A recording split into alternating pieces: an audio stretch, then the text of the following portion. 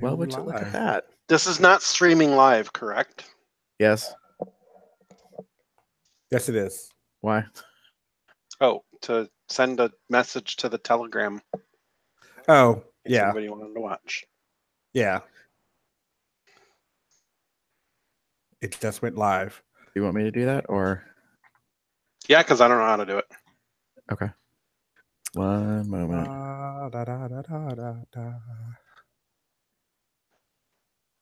Girls, we're live for tonight's last episode. COLDR of AS3. Paste. Civil Service Center. 2 are watching now. Hey, and the description and the title's right. Look at that shit. Kind of looks like we know what the hell we're doing. Sometimes we do. Sometimes. Okay. Let's get started. Or not. Hey, Gary, remember when you said earlier about how when you mute certain speakers, what that does?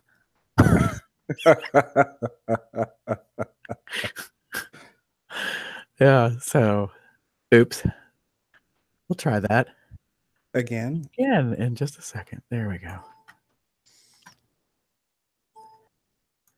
COL Drag Race.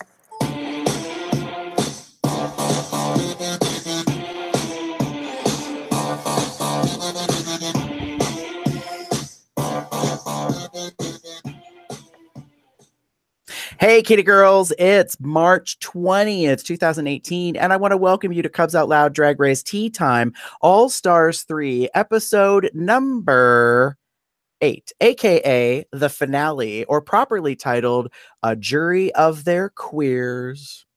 Imagine that. So for those of you that might not know, my name's Gary. I'm one of the co-hosts here with Cubs Out Loud, and with me are my two fantastic, freakaliciously fabulous co-hosts. Hey everyone, it's Damon. Hi, how are you doing? I am Chester. Oh, wait, I forgot something. Hang on. What? Pause for dramatic effect. Oh! Yay! It's so cute. Not gonna work with my headphones. Oh no. It's cute though.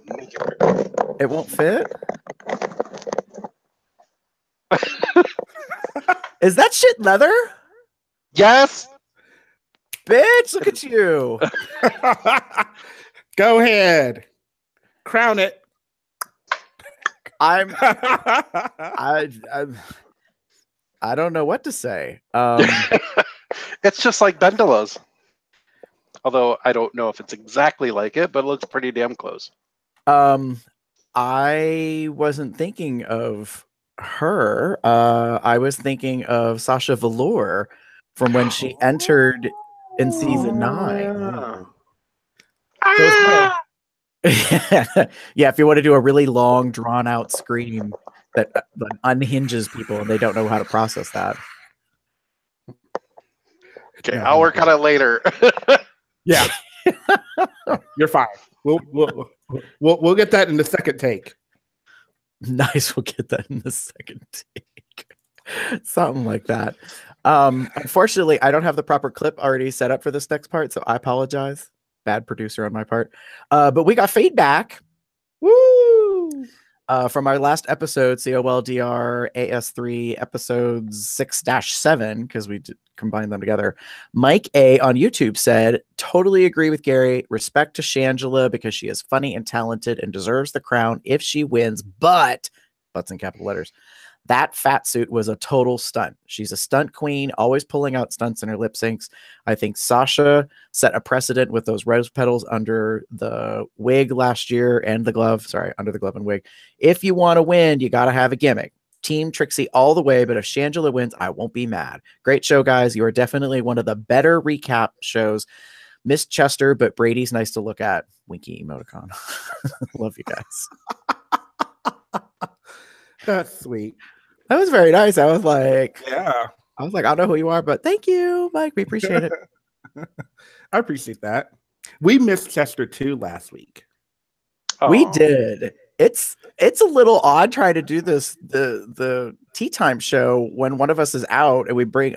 Don't get me wrong, I love all our guests coming on, but there's this like kind of catch up like thing when. So hence we moved to Tuesday night tonight because it's a finale discussion, and Damien, we wanted you to be here for that because I'm sure you got something to say. No, I can't possibly have It's like just family tonight. I can't have like a kettle of tea brewing like already over here, like just waiting. Like that teapot that Mike Q put up, the one with like the 6 spouts. I put that up. Oh, you did? I thought Mike did. Like when you got all the tea to pour. Yes. Yes. All right. Well, let's get ready to move on to our first section of our show. Put the bass in your walk.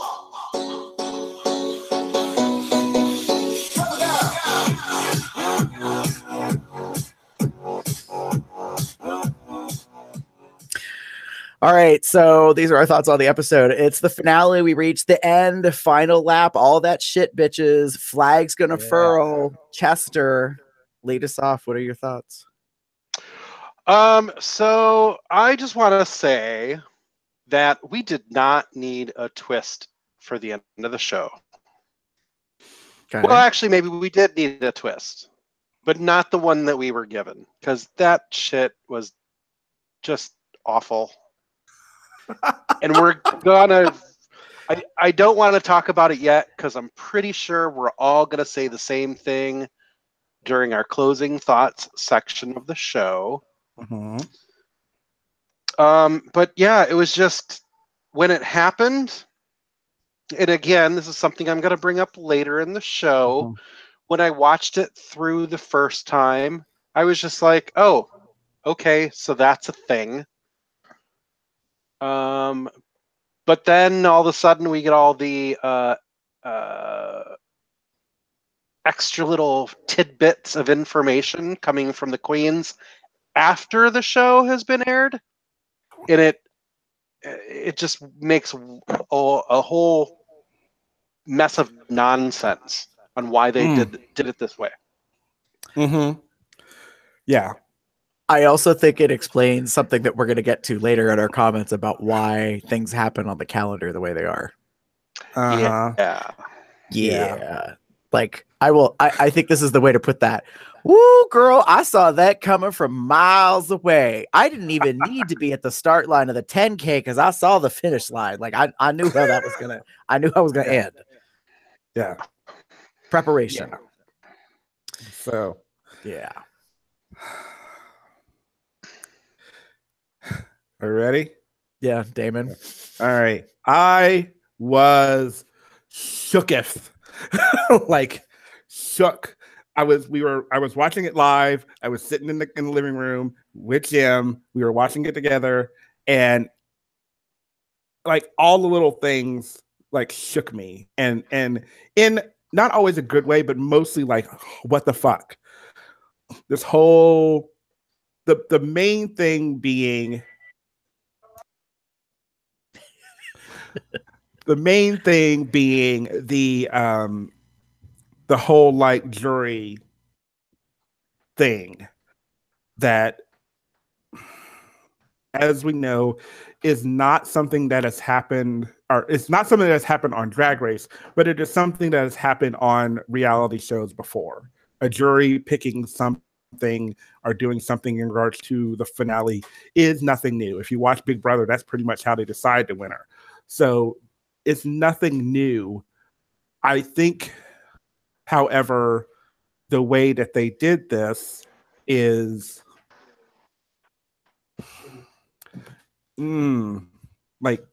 it's not the greatest way, and especially what we know now. So like Chester was saying, we'll talk about it later, a little bit more later, but like the things that we know kind of now and hearing what has been going on, it's leaving a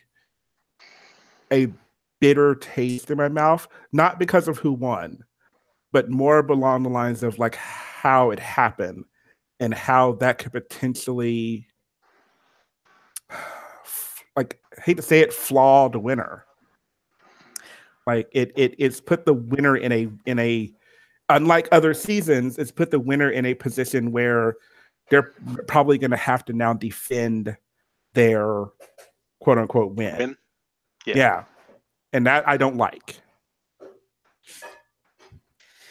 Yeah. But other than that, like I was shook. It caught me by surprise, totally by surprise. And because I think I had in my head this idea of what was going to happen, and that definitely wasn't what I was expecting. Right. And so, yeah. For those who don't know, yeah, go ahead. What? Yeah. Go ahead.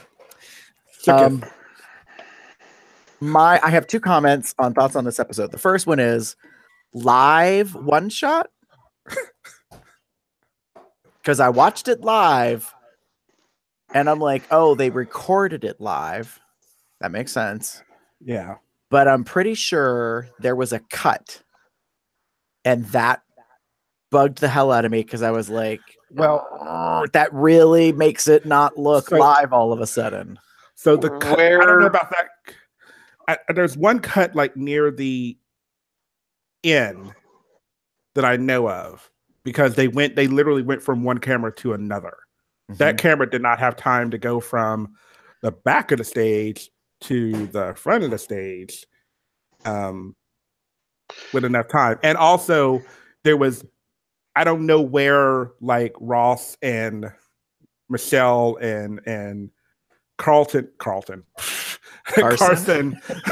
were, but they probably did not have time at all to get from where they were to sitting in their seats very nicely. It's not like they just rushed in there and were suddenly out of breath. Yeah, they're literally like sitting there like they're judges, and I'm like, oh well, that's shit. Yeah, so from my understanding, everything I've seen now that the finale's done and there's all these post-show interviews and videos, I mean, there's a lot of stuff that's come out since Thursday night. I believe that it was a live one-shot. Trixie, I really recommend, I didn't put it in the document, but I will, a link to Roscoe's in Chicago. They do a live like view of the finale. Willem and Trixie are there, and they are the guests and they watch the finale and the announcement and stuff. And then Trixie spills a lot of tea. Like she talks about like the production. They spent 2 whole days rehearsing that live thing. I mean, just, it was one shot, like one deal, you know, blah, blah, blah, all this kind of stuff. So it was very interesting to hear a lot of like her insight on how the sausage got made, so to speak. So it was technically one take, but maybe not one camera. Right. And that was the part that I had a problem with, is that I wouldn't have questioned the liveness of it if they had set that camera up to travel from backstage to front. Like if they'd put it on a track on a dolly, you know what I mean, or whatever, and just swung that sumbitch out to the front of the tee. Like to catch the transition from backstage to front stage. That area, though, I do believe was live, because my jaw dropped to see them like do the stuff that they were doing. And then I was freaking out because I am literally watching Trixie Mattel run for her life through the set to get to their next mark. And I was like, these bitches are hoofing it in heels. Like, literally running. I was afraid that her hair was going to like pop off at some point. For as much that was bouncing. There, I think I agree with you about the running in the heels and whatnot, because there was a couple of, if you look at it closely, there are definitely a couple of like oops, like or like flubs and stuff. Because one of them was the boxes when they like burst through, and it's the 4 of them. Like you could tell, like Kennedy was like, "Uh-oh, shit." and Trixie briefly got blocked by a box. Like, they had to break through the boxes and then continue through. And for about a second and a half, I got worried because Trixie was probably going to have to jump over a box. Yeah. And instead, like a path kind of opened. She was able to walk around or whatever. But There was that. It's not in my snaps and eye rolls, but I'll talk about it now. I am really irritated with BB because when she had her segment, like, I get it. She's not a dancing queen, whatever. So she sits behind a fucking sewing machine and does like fabricography, whatever that bullshit was. And, you know, but what pissed me off is she gets out from behind there and then she does a couple of dance moves. She got a fucking black body briefer on underneath her gold outfit. Oh, I was so pissed. I was like, wait. If it was live and I had a DVR, I would have hit pause on my remote and been like, and screen capped that shit and immediately posted it and be like, you are a crowned winner.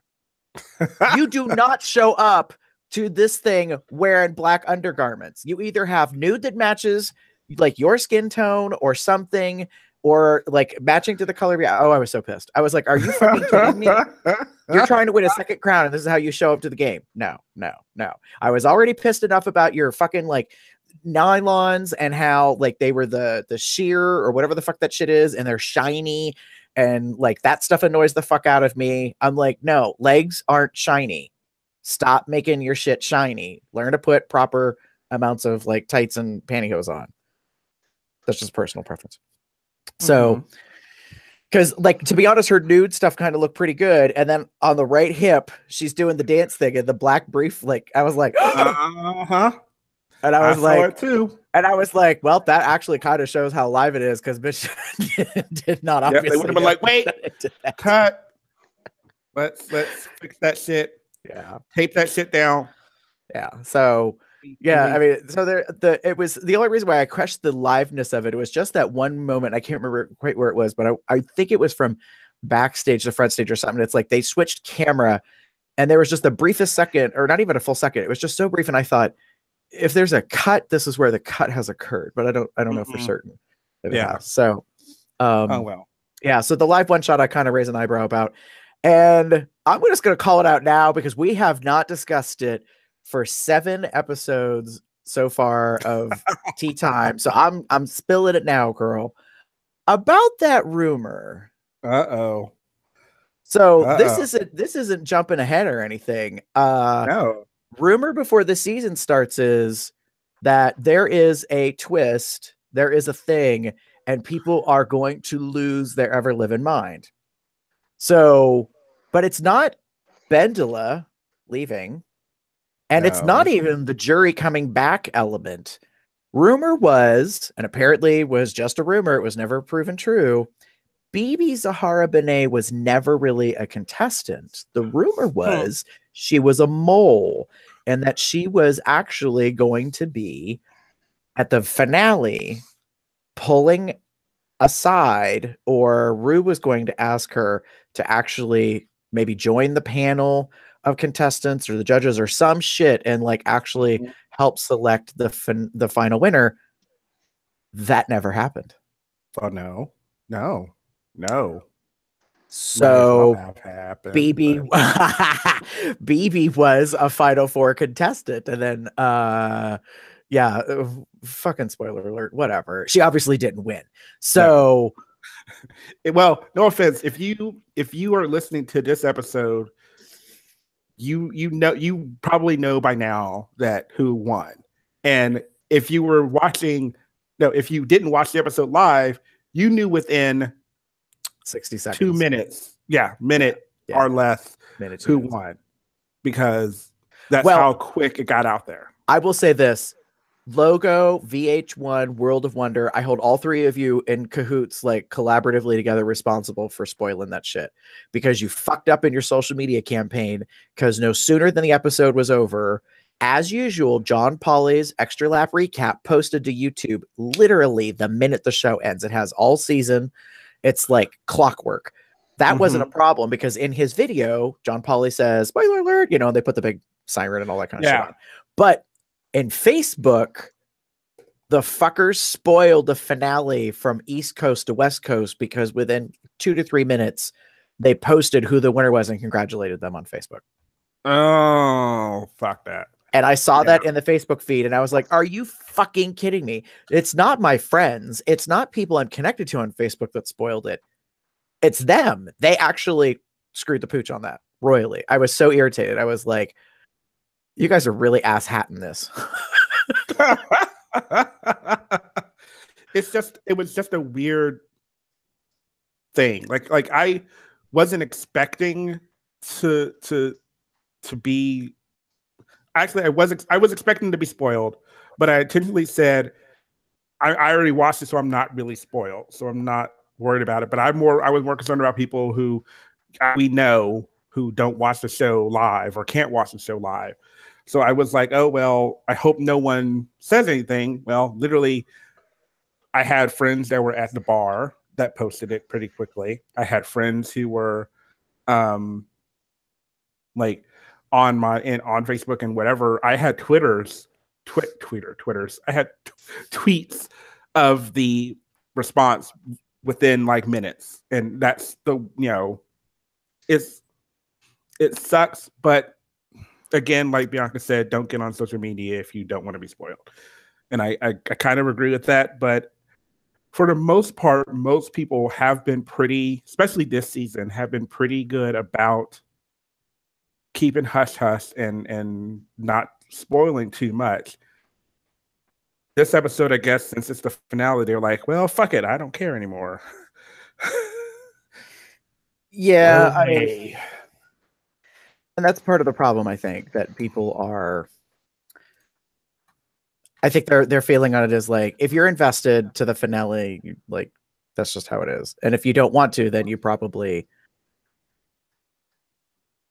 like Bianca was saying, like just don't be on social media. Like disconnect all your shit. Yep. Perhaps. Yeah. I was at work. There was nothing I could do about it. Yeah. But yeah, I opened up Facebook on my way home from work, and that was the first thing I saw at like 9:02 p.m. That was the first thing I seen. So, oh well, it happens. But again, so congratulations, spoiler alert, Trixie Mattel on winning RuPaul's Drag Race All Stars season 3. Yeah. We're ready to move into snaps and eye rolls. Mm-hmm. Yes. Definitely. The time has come to lip sync for your legacy.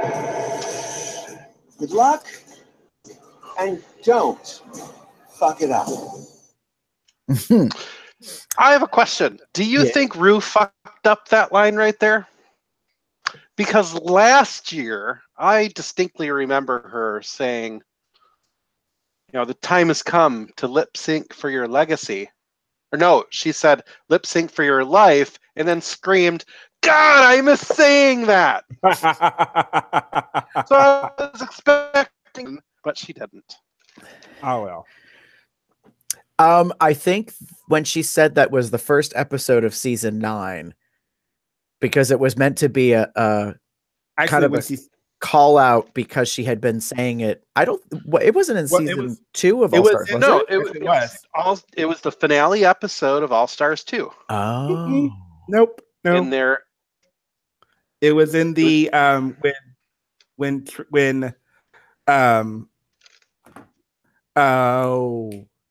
Tatiana and Alyssa lip sync for their life to come back into the competition. Oh. I'm pretty sure. Okay. Could be wrong, but that's what I think of. I'll have to look it up. Yeah. I thought it was the last episode. It might have been 2. Actually, she may have said it then because they technically would have been then. Yeah. Because it's But I have to agree, Chester, in recollection though, that was a funny ass line. Like, God, I was saying that. Yeah. So Chester, what are your snaps and eye rolls? My snaps go out to all the extras that were not aired that people find online and share with the rest of the world who don't see it. Because, if you're somebody like me, I don't really go digging for more information about the show. I will watch Raja and Raven do their toot and boot. Mm-hmm. I will watch Whatchapackin' with Michelle Visage. Once in a while, I might catch the extra lap. But short of that, I don't really go digging for more information. So I'm thankful that I have such a great collective of friends who watch this, who invest time looking and digging for those little bits of information. Or our Telegram chat that we have constantly going, where people link stuff there constantly. They're like, ooh, girl, did you see this? And then we get a small little tidbit of something that happens. Particularly, and this is, I think I could talk about this. Particularly the one that I found most important was with Chi-Chi. This was recorded after the final episode had aired, and the audio is a little messed up, so I can't tell if somebody asked her a question or not. But Chi-Chi explains who she picked first and second for the lipsticks. And then she followed all of that up with a little bit more insight on how the voting was a little, to me, a little shitty. And the reason why I say that is because Chi-Chi goes in and says that she picked Kennedy as her first lipstick, and then she picked Trixie for her second lipstick and explained why, and that was very sweet of her to say why. And then she followed it up. But I left on episode 4, and I didn't see the rest of the episodes. I didn't know Shangela did all of the things that she did. Had I known, I would have voted differently. And just that little 40-second clip of Chi-Chi explaining that made my idea of the entire finale episode and why I said, no, we didn't want that twist. Yeah. Why that twist was very wrong to have done. Right. Yeah. So my snaps go to all those little extras that we're finding out about after the show has been aired. So yeah. So I'm gonna just, because I'm a fan of, we had in our Telegram chat, we had Chris Giorio, who gave a really good kind of explanation, and I'm kind of gonna piggyback a little bit on that. One of the shows I watch pretty religiously is Big Brother.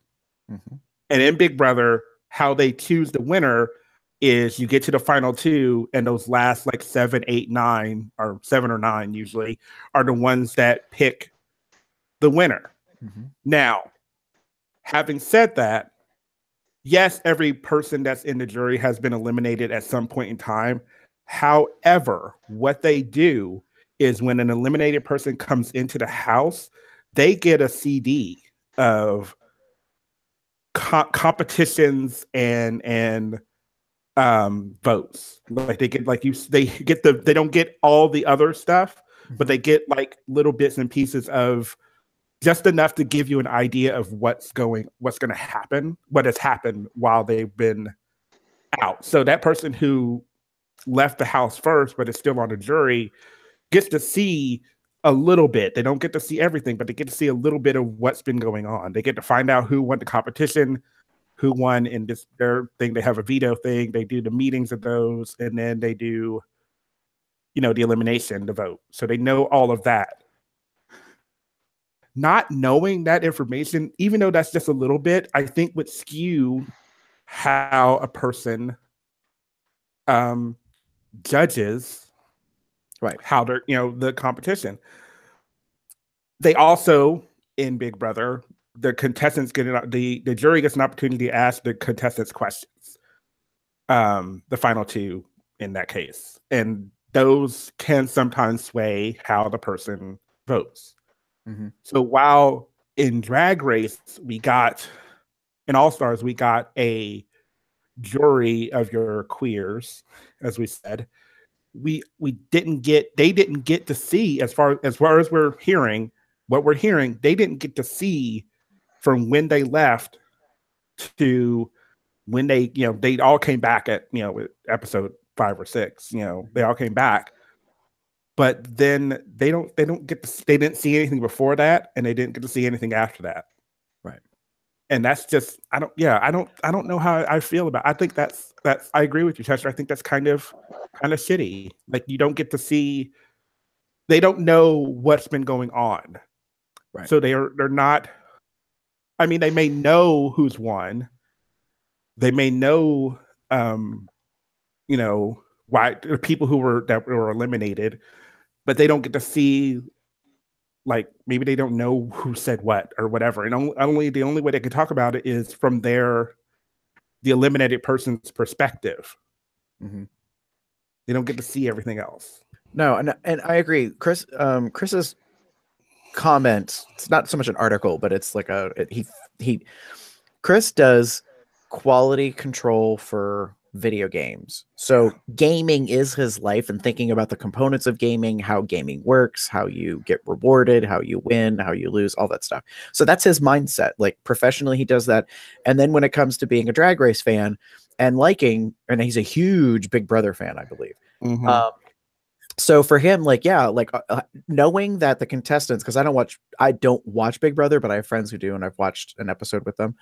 Understanding, you know, that there's these competition pieces, and then you get head of house and blah blah blah. Like, it's interesting to hear, Damon, that, like, you know, they got to see stuff, because when that video came up and I ended up watching it, I was like, this completely changes the finale for me, and why the jury voted the way it did, because a handful of them, if not at least half of the 6, did not, I think, fairly know what took place during the competition when they made that vote. Mm-hmm. And so that understandably can skew your perspective about who should be going to final 2. Exactly. Yeah. So yeah. And while I like, one of the things I noted I liked Kennedy's, when she was talking to the jury, I liked her responses, and they were very powerful. It was something that I hadn't realized about her that made me like her more. Mm-hmm. Whereas I've not always been, I love Kennedy when she performs. I love Kennedy when she's on stage doing her thing. Mm-hmm. Other than that, I'm not the biggest fan of Kennedy. She's a nice person in some aspects, but she's very in her own head kind of thinking. She has her ways, and that's the way she thinks it is, and that's it. Like, there's not going to be much to change her mind. And her kind of giving a little bit about that, and a little bit about what she wants to do, and why she needs this, to be frank. I can see why, again, not having the full picture, you might be a little bit more sympathetic to Kennedy. Right.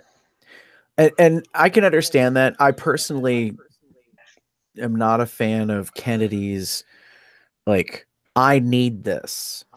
I think part of her plea to the jury was, Shangela does not need this. She has a career, obviously. Trixie does not need this. She has a career. Like, and so, you know, like, pleading that case makes perfect sense to me, to say, like, out of the 4 of us as finalists, 1 already got a crown, already won. Yeah. 1 has a career already, is doing big things, is about to be in 2 movies that are going to come out this year. Mm-hmm. And the other 1 already has a career, had a #1 album on iTunes, has a TV show. You know what I mean? Like, so when you rack up all this stuff outside of Drag Race, they look very successful, which I'm still kind of mixed on whether or not that should be a factor as to whether or not you win, because Drag Race isn't about your accolades when you come into it. It's about how you perform at Drag Race. In a normal season, nobody goes running around and giving a shit about, when you're a new contestant joining the Drag Race family, about how many pageants you've won, how many titles you've got, how far you've traveled, how big your fan base is. No one gives a shit about that. It's about how you perform right then and there. And as Michelle says consistently, time and time again in interviews, You can hate me, you can bitch at me, you can not like the way I judge, but you have to know you have a lot more information than I do. I literally only have what I get to see. So if I don't direct or get involved, I only see what happens on the runway. You're only as good as your last drag performance. Yeah. So that's part of the, you know, one of the things that I think was interesting. So I agree with you, Chester. Like a lot of the extra stuff that people have shared is kind of helpful. And that's why I put that video of the Roscoe's thing. I was working on some other stuff and I had it playing, streaming on my TV from YouTube, and I was watching it and listening. And I was like, and to the video, when I put the link in, they cut out every time they go to commercial.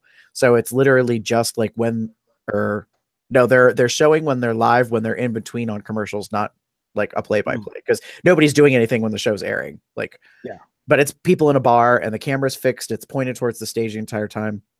And so it's Willem and Trixie and the host, and I can't remember who the host is offhand, but and they have a long conversation about a bunch of things in between some stuff, and then you get to the end, and then she, you know, Trixie's revealed as the winner and some of that stuff. So there was another clip that somebody had posted, and it was a radio interview that Trixie was on. And in the middle of it, she's explaining something, but she says the words, well, I remember when and then she caught herself when, because she was about ready to say, when I won Drag Race. Or when I was an all-star. And when I won All-Stars. Yeah. And the person interviewing her said, wait, did you just say you won All-Stars? Yeah, Larry Flick did not let that go by. And it was only like a 10-second clip, but it was enough to be like, oh, how the fuck did you know already? So, yeah, and that's where I'm debating in my mind how authentic the knowing and the not knowing is, because the way the Roscoe's thing airs from the live, you know, finale, and Trixie talks, she says she did not know until literally it airs that she won. Like it's like the real season where like she didn't outright say they record multiples, but I kind of wouldn't be surprised if they actually recorded Kennedy and Trixie both winning. And I'm pretty sure they did. I have no doubt about that. What I'm waiting for is I would like if I could find video of Kennedy. But according to Trixie, Kennedy was in Australia when the finale aired. So she wasn't even in the US when the finale aired to know whether or not she won. So that's where I was like, well, that shoots another hole in making it look a little more like Swiss cheese than what I was thinking. Because if I was gonna be possibly a winner of the finale of the All-Star season 3, why the fuck would I be in Australia? Like that's just me. You're not gonna see it live. Like, well, because my thing is, I get that you got a gig, girl, and you're going to travel internationally, and that's probably some serious coin. But still, if you think you possibly won, wouldn't you want to be like at your home bar or at the bar that pays you the most stateside, that wants like you're asked to be there for the finale if you think you might win? So that's where I'm like, I'm very 50-50 on it. There are different camps that say Trixie always knew. She's known from the very beginning. There's the whole spoiler that the pop vinyl dolls fucked up and gave it away that Trixie was the winner, because Trixie and Alaska and Rue are the only 3, I think, that have those dolls. Correct. The figures. And so everybody was like, oh, that gives it away, blah, blah, blah, you know. And I thought, maybe, but, you know, Trixie said in interviews when asked about that she'd been working on that for years. So is it a lie? I don't know. Like, I think it's very difficult. You know, there's been some discussion about, you know, they have NDAs and they can get in trouble and blah, blah, blah. Yeah. And I realize, like, we're taking away from you, Chester, as a quick sidebar. There's also a lot of speculation because Katya has revealed that she's back. Yeah. And everyone's like, yay! Wait, hold up. Hold up. Girl, you said you're going to be gone for a year. It ain't been a year yet. As a matter of fact, you revealed that you're back and you're coming back as soon as All-Star Season 3 ended.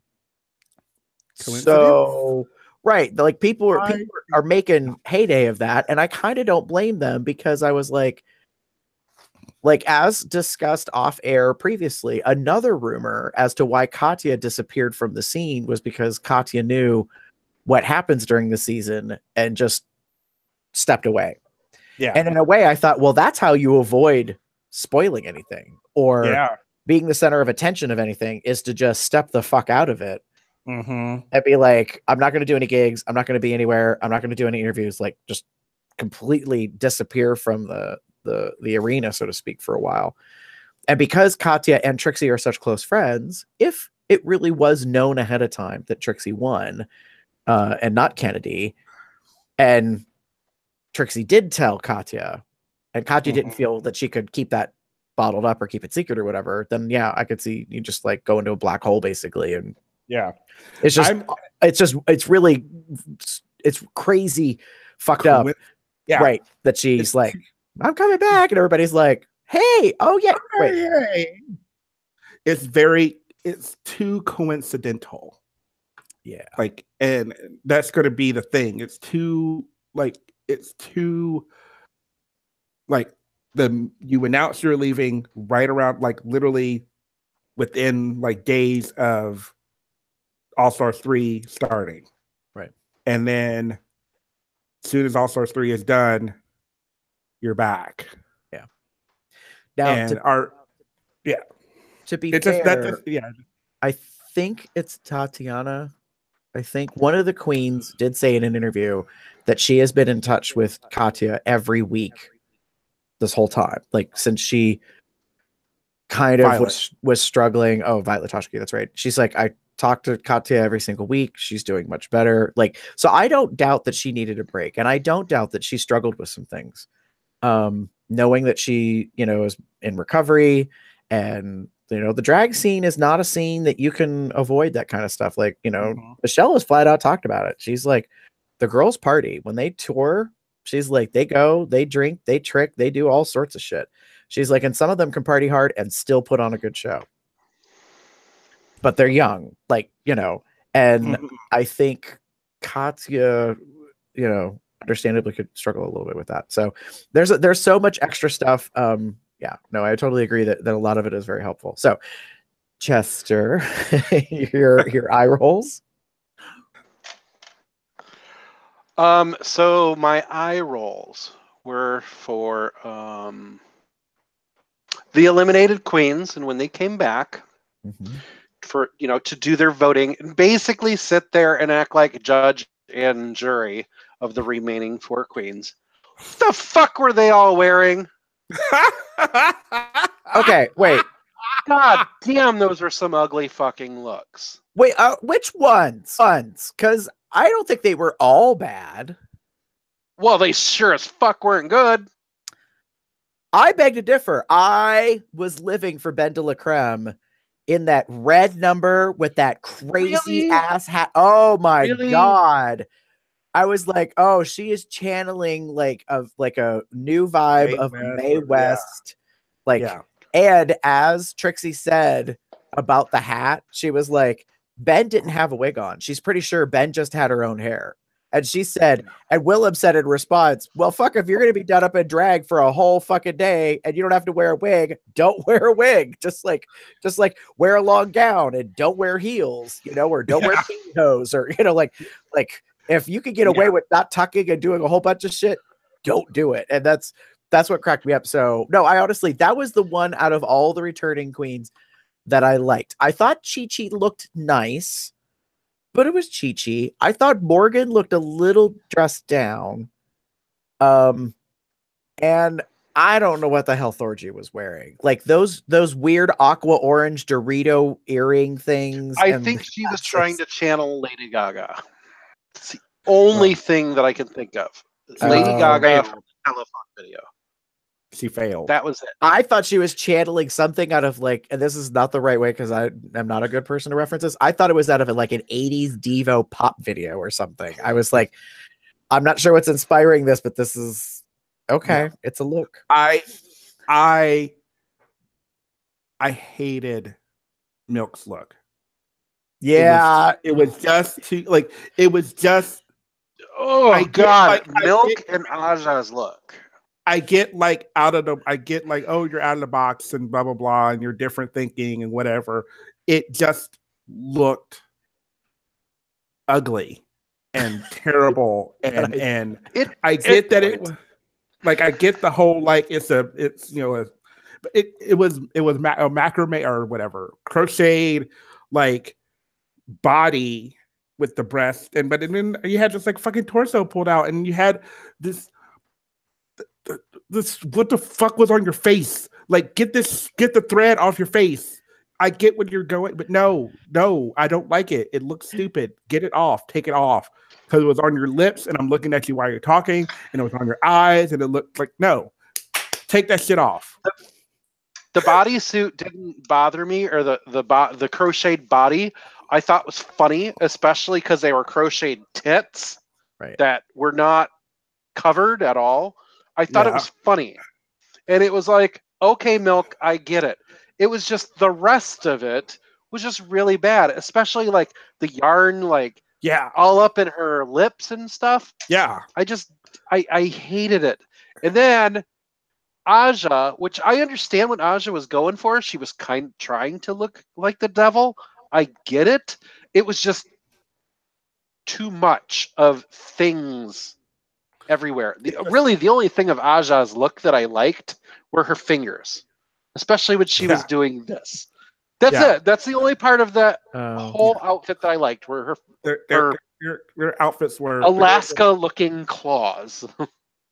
They were it was very just odd, and I get that they weren't supposed to be, you know, glamorous or whatever, but on the same token, they could have done something else, like anything else. And I had said it yesterday. I don't know if it was on our actual recording or not, but I know that I talked about how I had seen a meme of an interaction between Wreck-It Ralph and Satan, and how Wreck-It Ralph said, "Thanks, Satan," and instead of it being Satan who says it's actually Satine, it was a picture of Aja saying it's actually Aja, and I thought that was funny. Cute. Yeah. Yeah, their final looks as the returning queens, some of them I was like, like I understand that people do not like Milk's look, that one specifically, or her aesthetic in general. It's very outside the box and arts and artistic and weird ways. But at first I was like, what the fuck is she wearing? But then the closer I paid attention, I was like, oh, the whole thing is meant to be representative if she was made of yarn or thread, hence the tears and the lips and the guts coming out of her like she had been murdered, hence the blood from the eyes. Like, I think it was very artistically cerebral, and that's part of the issue is if there's no context, you're just like, what the fuck is that? Like, and that is where I was. Yeah. So I'm not trying to defend her. I was just like, because at first all I saw of her was that fake knitted breastplate or whatever, and she's like walking and tweaking her own nipples or whatever, and I was like, what is going on? I was like, this is so fucked up. But like, then when I got like more of a distance shot and I paid attention and looked a little, I was like, oh, all right, I kind of see there's an aesthetic. It made me think of that moment from The Hitchhiker's Guide to the Galaxy, the movie, where the improbability ship, right. And they turn into yarn. Right. And so for a moment, everything turns into yarn, including the actors, and then they're throwing up yarn. And I don't of yarn. Yeah, I don't think that's where it came from, but yes, like conceptually, like I was like, that was what it made me think of right away, because I was like, where the fuck is this? Like, I don't understand. So anyways, yeah. So Chester, I can understand where you're like, what the fuck's with those looks? I love we got a comment in the live chat. I'm just going to read it now. As a yarn crafter, I admired the work that must have taken for Milk's clothing. Fair.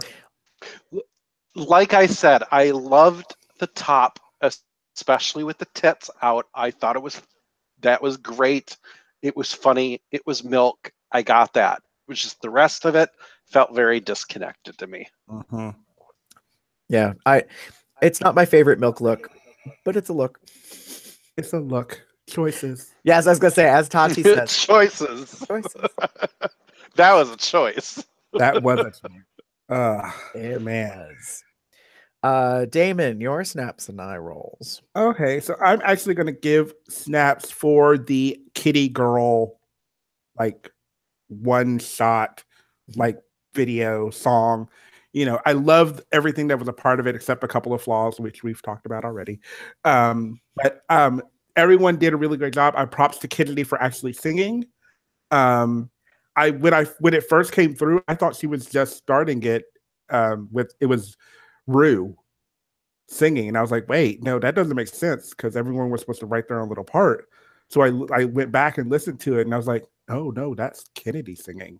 So props to her for like singing, as opposed to everyone else who kind of did like the word rap kind of thing. But you know, everyone did a really great job. The video looks fun and, you know, spectacular. A lot of the dance moves were really great. All the when you're talking about extras, Chester, I thought you were going to mention like if you look, you'll see like some of the queens, like Benla's in there and Dorothy's in there, and I think a couple of the other eliminated queens. They show up. Like you'll have to look at it. Yeah, they're in there. Oh yeah. And I mean, there's other like male dancer extras and girl, you know, there's extras all over doing the dance stuff. But it was really well done. I'm assuming that all the choreography was done by Todrick Hall, if not Todrick and someone else. But that kind of was really great too. To kind of props to him for doing all of that shit. It wasn't a read you, wrote you kind of thing, but it was still, I think, very good. I think it was a really good like production. Yeah, the performance overall I thought was really great. The idea was good. I was living for Trixie's reaction when Todrick is explaining what's happening. So like, yeah, they're doing the stuff on the runway, rehearse, and BB can't fucking do a leg lift to save her life. You know, and we're going through all this shit, right? And then he's like, and then it's the way it's edited, but it almost seems like Todrick kind of snaps briefly, and it's kind of like, okay, follow me. And like, so they leave backstage, and then they go to the door, and they open the big garage, you know, studio slide door or whatever. And so then they're standing there, and he's explaining what they're going to do. And Trixie is losing her mind. And I thought she was like kind of panicky about that. And what I realized is that no, she was like, this is going to be epic. Like, as in, we've got this big ass number to perform, yada, continuous one live shot, you know, this, that. So yeah, that really kind of that cracked me up. But I thought overall, yeah, the Kitty Girl song was good. The performances were pretty good overall. I've gone back and I've listened to the song about 3 times. I like it for the most part. Kennedy's is the part that I like the least with the lyrics, and actually Trixie's could have used a little improvement, and it just is disappointing to me because it's like the last song of the season and it's meant to sell on iTunes and shit. And I'm like, I want to be supportive of it, but I feel like it was rushed, and it probably was for them. But there's a part of me that's like Kennedy makes a comment about like feeling it down all the way into your puss. I'm like, really, puss? Did we have to use that P word? Like the first time I listened to it outside of the episode, immediately I was like, power.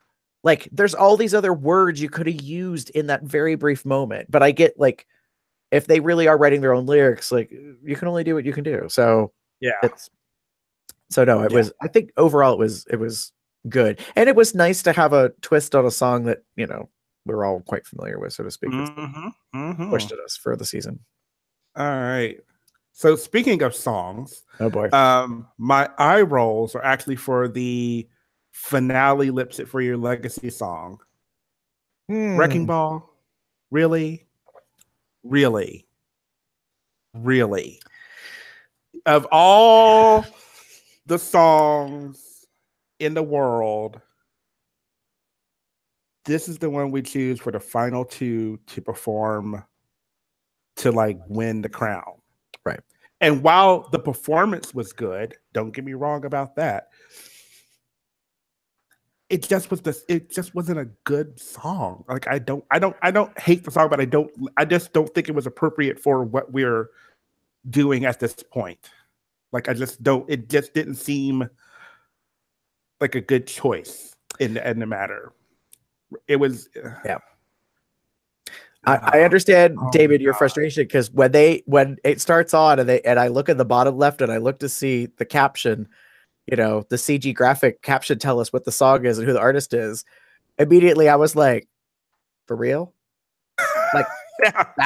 that's what they're lip syncing to. I was like, we didn't pick a Rue song, we didn't pick an empowerment song, like we didn't pick Who Runs the World, we didn't pick like you know, I'm a Survivor. Like it was so weird to me. It was kind of almost like they switched up the song order and they got it wrong. I'm like, all right, now is the time you should be doing Deborah Cox, bitch. Like this should really be an empowered song. But even Trixie kind of says, like, knowing that the last song was a ballad was hugely helpful because you don't have to pull out a lot of tricks. Like you kind of have to, like, you could choose what to do. And it was no shade to Kennedy. She's like, Kennedy does what Kennedy does. Kennedy dances. So she danced. I don't dance. So I did not dance. Like I chose to pretty much stay and park it in one spot quite a bit, like to just emote. And so I thought that was really interesting because I was like, yeah, for that kind of a song, like what exactly are you going to do? Especially if you're not, according to Mike's feedback, a stunt queen like Shangela. Now to read or no, to was it to read or to see what Shangela would have done in the finale lip sync. Yeah. I was like, oh, wow, that's very interesting. But again, it's a stunt. Yep. Like, and so it's some gimmick. people have been blaming Sasha Velour ever since the rose petal incident, that people think that like now you have to have this artistic surprise wow factor thing to like prove your craft or something. And I'm like, okay. All right. Okay. So here's some wait a minute. I don't have the sound cue, but I think we're about to have a Jasmine Masters I got something to say moment. I do have something to say. This is something very like important to be as a person who's done drag, a person who's in theater, and a person who like loves like performances. What works best is knowing the song and doing it well. Like in my opinion. So all this extra shit sometimes is good. When Sasha did it, it was appropriate. The song kind of has this, if it was she was kind of crazy and whatnot, and it just kind of worked. You're not going to get the same feeling anymore because, no offense, it's been done, and it's been done to such a caliber that you're not going to do it. It's not going to get the same feeling anymore. No one can now pull a glove off or take a wig off and have rose petals fall off without someone going, oh, well, that's Sasha. Because in that moment, at that time, that was the shit. It was something amazing that you cannot be repeated. Right. I think the similarity, Damon, you're saying is like Kennedy somersaulting onto a box.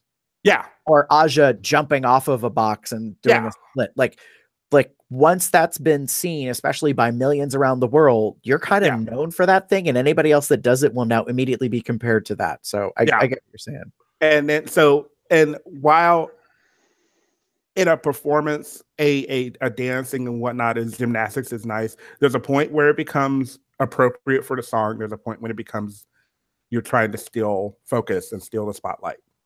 Right. And that's usually my problem overall. If you're pulling too much focus and it's because you're doing something outlandish or gimmicky, you cannot, to me, what you're telling me is that you cannot rely on you just emoting the song. You can't rely on you just doing what most queens do. Right. Which is lip sync a song and give the emotion of a song and, do things out. While gimmicks and dancing and what have you can work for certain things. They don't work all the time. Wrecking Ball is a very emotional song in and of itself. And when you do certain gimmicks, there's one person that I remember seeing. There was a video going around where the woman, the drag queen, opens up her dress and she's literally on a ball, and she pulls some legs out and she has a chain and she's like hanging from the chain like she's a wrecking ball. Funny, gimmicky, but it worked only because in that moment she's doing more comedy. Mm-hmm. She is doing more like emotion. Right. Having said that, if you can't get the emotion of the song, the one thing I liked about both performances, don't get me wrong, like I said, I hated the song. I liked the performances. I hated the song. Is that Trixie did a more emotional, like grab at your heartstrings kind of performance of it, whereas Kennedy did a very interpretive, modern dance kind of take to it, which can be good enough in and of itself when it's done well. Mm-hmm. I kind of hate the fact that she went shoeless, but I think there was a reason behind it. What she was doing, it needed to be. She couldn't have done what she was doing in heels. Right. And I mean, that was the first thing I noticed when they started up and Kennedy was moving backwards. So she's backing up and she's pointing her toes. And immediately I'm like, oh, bitch took her fucking shoes off. I can't believe it. Because I was like, if there's anything that are kind of rules about lip syncs, everybody knows you do not take your wig off unless you got another wig underneath. Yes. So you have to have a wig reveal. You don't pick people up and throw them. Yeah. You know, if you're gonna do a reveal, you best do it well. And so, like the shoe thing, I was like, I don't know how I feel about the shoe thing. And I saw her performing and dancing, and I get it. Like, I'm like, yeah, that kind of makes sense. But it harkens a little too close to the Chi-Chi shit from the beginning of the season with her, like, ugly flats, ballet, really flat shitty things. ballet slippers. Yeah, or whatever they were. So, I mean, maybe Chi-Chi offered them to Kennedy, and she was like, "Oh no, girl, I'm not making that mistake. Like, I'll just go barefoot." She's like, "I'll have ashy feet on that stage before I put those shoes on," or something. Damn, I don't know, but yeah, so that's kind of it for me. It was just of all the songs in the world to pick, they picked that one, and yeah, I know it was a little bit odd. I was kind of like, that's an interesting choice for the final song. Like, of all the songs in the world, you could have picked. I mean, they could have picked "I, a Woman, Hear Me Roar." I mean, I don't know. There's something about there's it. so many things that could have been chosen, and they just went with this song, and I don't. Yeah. Bleh. Who knows? Licensing, weird. Maybe. Who knows? All right. So, my snaps. I give snaps to Shangela. She did really well in the finale. And she answered relatively well, I think, in terms of jury. Like, I wasn't mad at what she had to say, how she handled herself. And her runway look was astounding. Yes. That fucking gown. Like, the instant she walked out, I was like, oh shit. Yeah. Like, while I love Trixie dearly, I was like, all right, like, I hate to say it, but I was kind of like, it's over. Like, yeah, there's more to come, but like, I get it right now. Like, she literally has delivered to such a level. So, and then Shangela's comments when she finds out she's not top 2, and she talks in confessional and she goes backstage, like, she handled that really well with a lot of grace that I think was just right. Like, and all I keep thinking is how heartbreaking that had to have been for her, because she was probably so certain she was gonna be lip syncing. Yep. Didn't. Yeah, I bet it hit her like heart. Yeah, because it was one of those things where you work so hard And she did. She worked really hard. And I think I honestly thought she was going to win. Mm-hmm. Or I said last week I thought she was going to win. And only because of all the work that she has done, all the wins that she has had. And despite my feelings for some of the other queens, I felt like in the competition of itself, did the best. Right. And I have to say this, when we were going into the final episode, I thought if everything's true, if the rumors are true, all of them, and Trixie really is going to win, I'm like, what the fuck does Shangela do to screw it up? Like, how does she drop the ball and fuck it up for herself? Because that's the only way I could see that she didn't win. Then we watch the episode and we see how it plays out, and I was like, oh, she didn't fuck it up. She really didn't. Like, she honestly played the game, like, did so well. And in theory, had Bendela not left, it probably would have been Bendela and Shangela going head to head in the end, if it hadn't kind of been for the jury and what took place with that. And so I was like, that's kind of crazy. And so looking back on everything she did over the course of the season, I was like, yes, like consistently, she made a point of standing out and not being forgotten and pushing boundaries in ways that hadn't been seen before. So I have to give her props. I mean, girl came down the runway in an inflatable ball. She came out in an outfit with bread spikes that inflated. I mean, like, she came out as a thing of corn with the world's worst wig ever on this series. I mean, like, you know, she definitely did some notable stuff, but it was a little bit of a mixed bag. There was kind of some things like we talk about, and now she's kind of maybe being known as being a stunt queen, which is really surprising because Shangela is a dancer. So I don't know what happened that she, for some reason, I guess maybe was trying to break away from that. I don't know, but yeah, it was pretty interesting. So anyways, I want to give snaps to Shangela because she deserves all the recognition of working hard and busting her ass to make it to the end. My eye rolls. Girl, I was kind of hoping that one rumor was true because it might have redeemed BB if the whole thing was an act. Like, and you finally learn that actually she's been acting the entire season as this disconnected, like, whatever, like that the whole thing was actually not really her personality, blah, blah, blah, blah. But no, the rumor is not true. I think BB is BB, and I don't like BB. I don't hate her, but I'm like, oh, I'm glad you're back now to get your one chance because we're done. We're done. DONE, all caps, bold font, 72 point, bitch. Even italic if you can't catch it.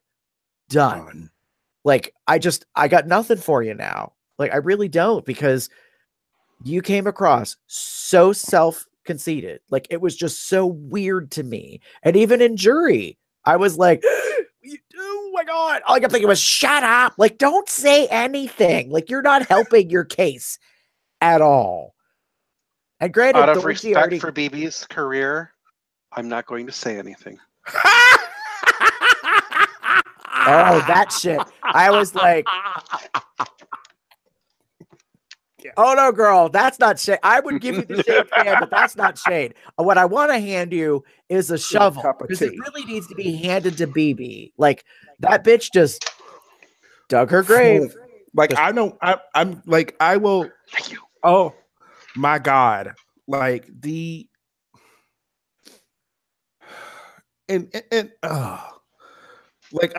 I agree with you, Gary. I wish that this was all like an act, a facade to kind of like play this out where she's like, oh, I'm going to be on the, I'm the mystery juror, or I'm whatever, I'm playing this game, but I'm not really playing the game or whatever. Because she, the way a lot of the things she said were just very just like conceited and like, what the fuck is up with you? And then, yeah, go ahead. It kind of makes me upset that she wasn't a mole because of those reasons, for her being as conceited as she was. And on top of that, how many times she skirted by being safe? Mm-hmm. Because there were countless times where it's like, really, that's the best you can do, and you're not in the bottom? Yeah. Yeah. It was one of those things, like, I was sitting there like going, like, if I now went back knowing the ending and watched all the seasons, which I can't because I have it on iTunes, I could, like, I would look at the beginning to the end and be like start like what is this? What's going on here? Like why did you stay? Because, like, I thought I did not, while I liked her Diana Ross, I don't think it was the best. I don't think she should have been in the top in that episode. That was one of my, like, what is going on here? Mm-hmm. That was one of my weird, like, moments. Like, why is she in the top? All she did was, she. I mean, and while it was simple and Diana, we needed more. I wanted more. But anyway. Yeah, so my eye was are for BB. I'm sorry. I just can't. And this is not to say that I don't support BB, but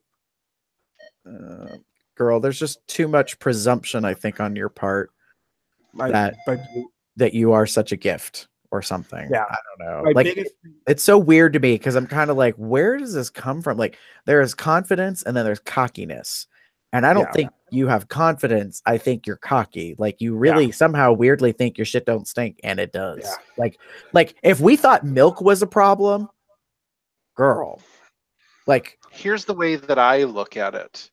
If you think that you were so good that you were just going to walk in there and snatch the crown without actually putting any work in.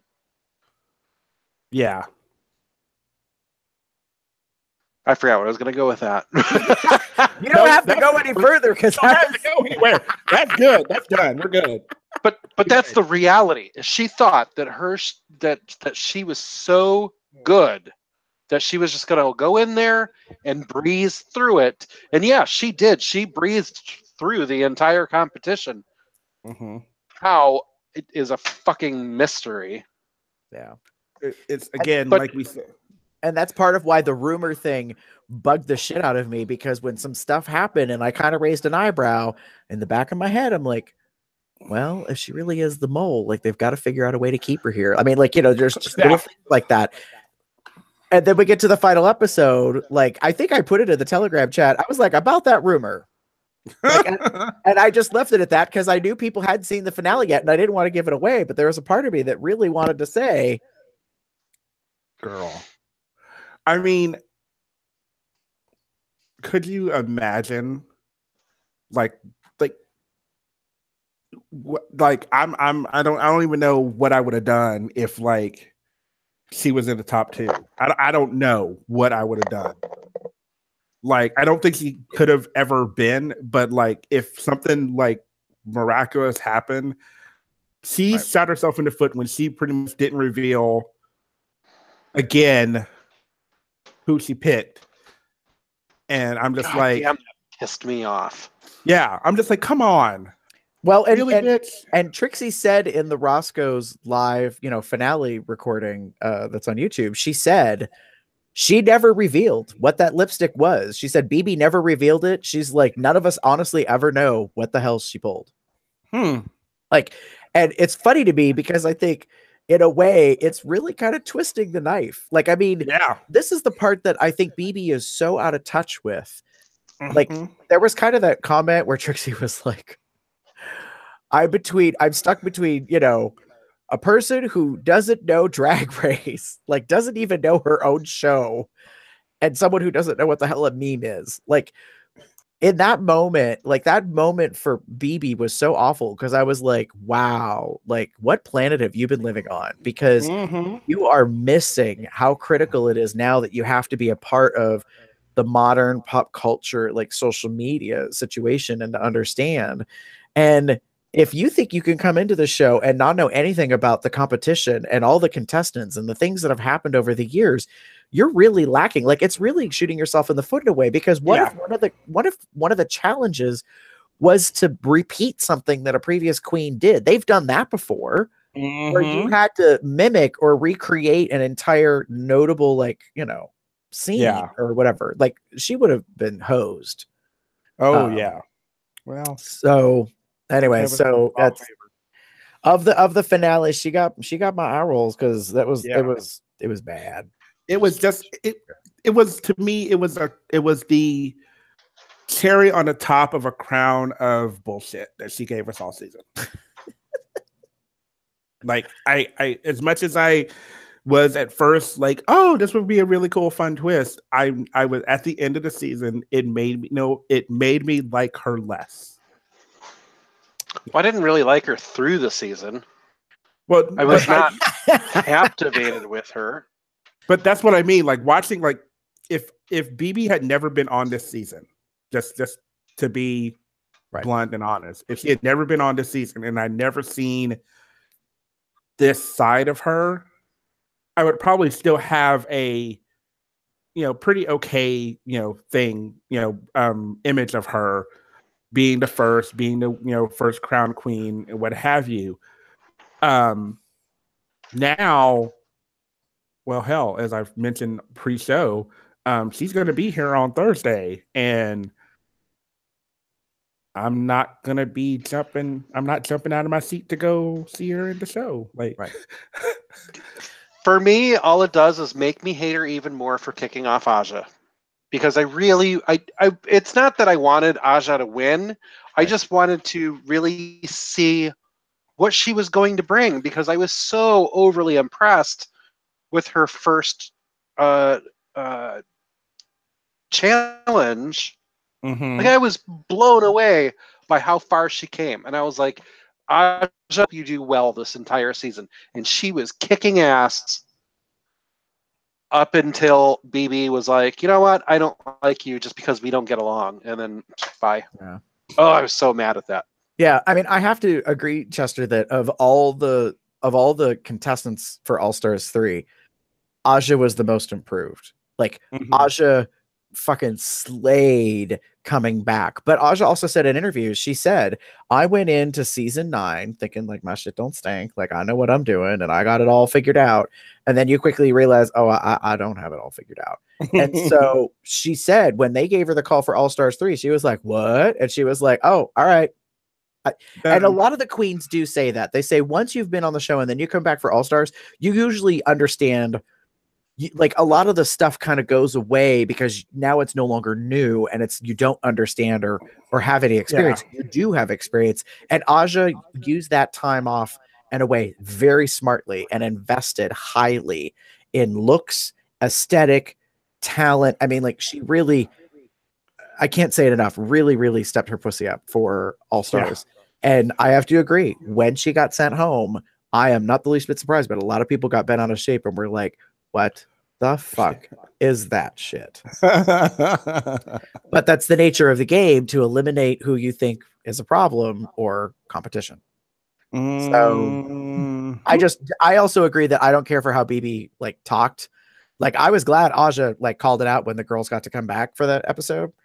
And she was like, for episode 6, where she was like, yeah, let's talk about how you didn't give me credit for helping you with your outfit.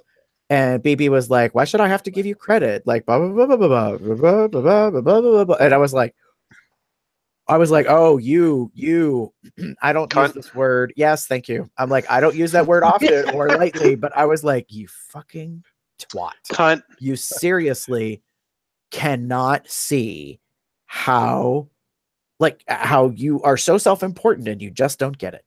You just don't get it. And there's a part of me that's like, well, I don't know if I'm going to see BB on any tours. Like, meaning with the other Rue girls and stuff, because especially the ones that Michelle is leading and emceeing, Michelle talks to Rue all the time about the shenanigans and the behavior and what goes on and who gets along with who. And, and so, in a way, Michelle is kind of like a den mother, and I'm like, if the girls don't like you, then they probably ain't gonna get along with you, and you're not gonna get booked for many things or travel much with other people. But what do I know? That being said, are we ready to move on to our closing thoughts? Gentlemen, start your engines, and may the best woman win. Chester. It was Rigamorris, girl. Who's Morris? Wait, who's Morris? So, as I've mentioned several times during this episode that we are recording, it all comes back to the unaired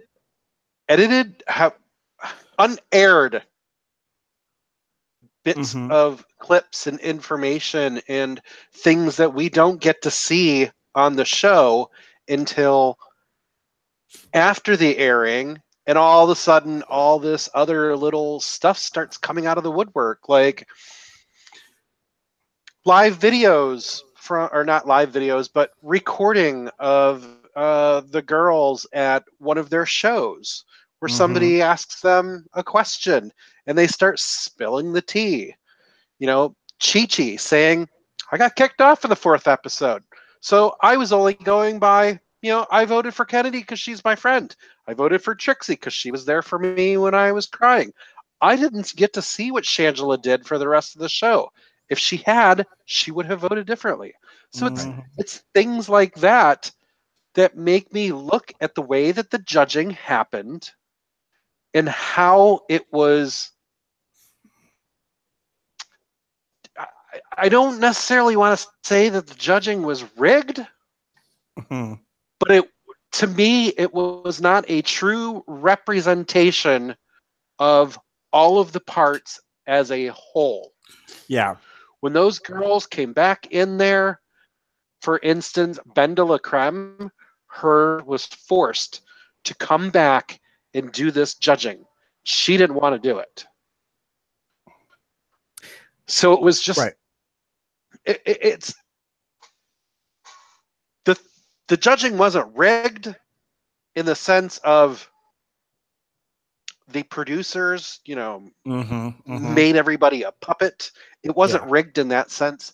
It was just rigged in the sense of the judging was not as a whole for all of the 4 remaining contestants on their time there. It was only up until that queen got eliminated and prior. And I think that's complete bullshit. And I hope like fucking hell they never do voting like that again. Because at the end of the day, I'm pretty certain that the girls would have set aside their indifferences and voted differently. Yeah. I think one of the things that is kind of getting to me, that got to me when people were talking like at the end, like after it aired, is they were all saying, oh, well, the queens were being, were essentially basing their votes on who didn't eliminate me and who I liked and whatever. And I don't think that was true at all. Or never mind, I won't say at all, but I don't think that was totally true. Given what we know now, they didn't have all the information. They didn't have all the facts. They didn't know everything that had happened after they left. So therefore, I don't think it was a fair decision. Now, yes, they get an opportunity to sit down with the queen and talk to them and all that stuff, but that's all you get, apparently all you got. If you were, say, Aja, or I'll use Thorgy as an example, because he was kind of eliminated second or first. If you were Aja, if you were her, you literally get nothing until you came back in episode 6. And then, you lose episode 7. So you have, 3, 4, 5. And then you come back at 6. And then you don't have 7. So that's 4 episodes of stuff you didn't get to see. You may know little bits and pieces, but that's it. You had your little conversation, congregation when you all came back, but that was it. Right. And the thing that bothered me the most is that people were thinking that the jury chose because of almost superficial reasons. And I think that's not at all accurate. And I think that kind of needs to be squashed. I agree with you, Chester.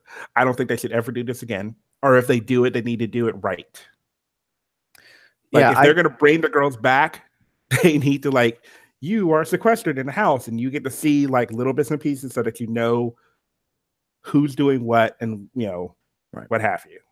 I think they learned a huge lesson. I honestly think the producers and Rue collectively figured out how they got fucked in the last episode because of what happened with the jury. They took away their ability to choose who they wanted. And while some of us for reality TV as viewers would applaud that because that it's not rigged, yeah, it fell apart because you gave the voting, like you gave the limitation of who the top two were to the jury, and the jury did not necessarily have all the facts and may have, you know, decided on very personal levels of certain things, which is not necessarily fair. Like, I think it would have been more dramatic and interesting if they had decided to who didn't make it to top three and had done a three-way lip sync. Yeah. I would have loved it if they had done just a final, like one queen doesn't get to make it. Right. One queen doesn't go to the end. And actually, it probably would have been more dramatic and interesting if they had done a one queen doesn't get to do the music video and all the rest. So like the jury had come back earlier before the practicing and all the rest of the stuff. And then, because they've done that in the past where there's 4, but only 3 end up ultimately, you know, getting the last pieces. Again, the other factor that people don't take into effect is something that people have said. Like Shangela probably would have played the game differently if she had known from the beginning that there was going to be a jury. And while that's kind of true, if you know like Big Brother and what have you, they do have those things where they do know there's going to be a jury. So they kind of play the game strategically to like, you know, be a little bit more hospitable and friendly at the beginning, but still kind of, you know, win and maybe not win everything so that you're not always sending someone home. And then near the end, kind of build that up and start doing, you know, the things that need to be done. Right. So that you don't necessarily shoot yourself in the foot with like you've kind of put all in the jury, all people that you've eliminated or a bunch of people that you eliminated. Again, while I can respect that, and having that foreknowledge may affect how you play, I get why they didn't do that here, because it wasn't the jury picking a winner. It was the jury picking 2 people who then one of them got to win. So yeah, it's a thing. I don't. So Damon, your closing thoughts? Oh, well. So my closing thoughts are kind of little thing. Like, congratulations, Trixie. you won. You won season 3 of All Stars. Oh, look, here comes season 10. Like, let's just like blow over all of this. Like, yeah, you won. And we're now going into season 10. Literally 2 days from now, we're going into season 10. No, like, few months to kind of get like, hey, congratulations, and do whatever victory tour, what I don't care, whatever. But you know, it's kind of like the pit crew is getting ready to, you know, change our gears for us so we can do another lap. Yep. Literally. That was really bad, but I'm not a sports guy. Yeah. But that's what I mean. Like we're literally like we're shifting gears. We're going from All Stars 3 into season 10. And we're going to do a whole new episode. We're going to get a whole bunch of new queens. And